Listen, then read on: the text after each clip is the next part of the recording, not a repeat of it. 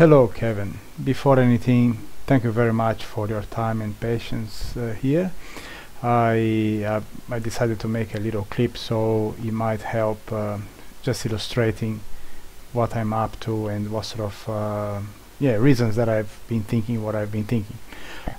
So you might recognize this image, which is the moment, the tipping moment where in the other previous video one would see the water going up and this weight bringing down, this weight pushing the water up, and yes, so it is a tipping moment, and the sex starts to spin. So I believe in my way of thinking, and I believe honestly I don't know if it is possible or not, but of course I'm only doing because I think there is a way, there is a possibility, and well, if nothing else, I'd hope to understand why not. So I'm working with these tools and this program which I came across, which is a way of demonstrating the physicalities, and I'll just move on to unlock this one. So basically that's what would happen eventually, and of course the only one arm, and would bring the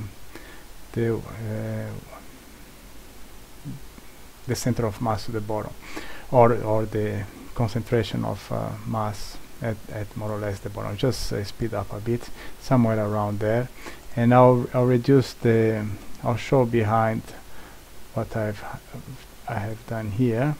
So basically I just put something to replicate that item. So that's the amount of water, the weights, and so on. So if I move to another model, so something like that would happen. So I'll just unlock this.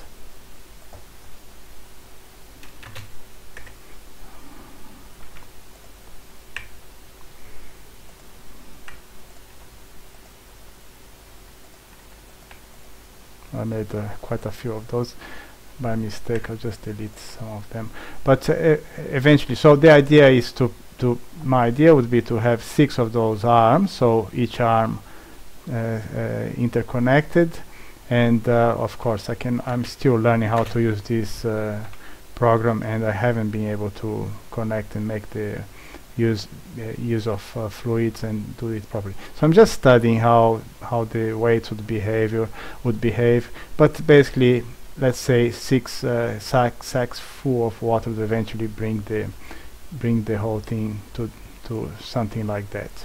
And I've played with weights and on physical weights, and it seems like this is pretty much what would happen, but the understanding would be that that coming to this, when this arm in particular would start to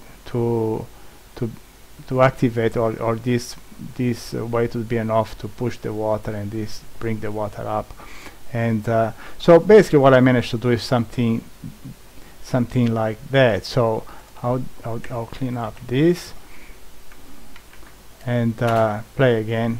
So something like this. So basically again, in this case we have 7 sacks or 6 sacks, something around that. I'm not really sure what is the number of sacks,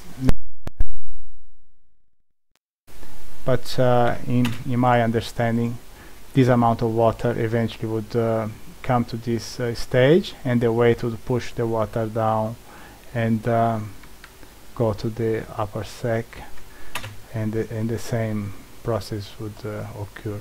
So I believe you understood that from my previous diagrams, but that's my problem. I understand that if the water gets trapped somewhere there, it will not be possible to move to the other one, and of course there will be issues with water being trapped. But essentially, and as you can see, some of the sacks has less water, but doesn't stop the momentum, the height difference between here and there, and so just minimum amount of water still brings the balance to that sort of level, and it should happen again. So that's the million-dollar question. What would make it stop? And okay, friction. There is friction in this system.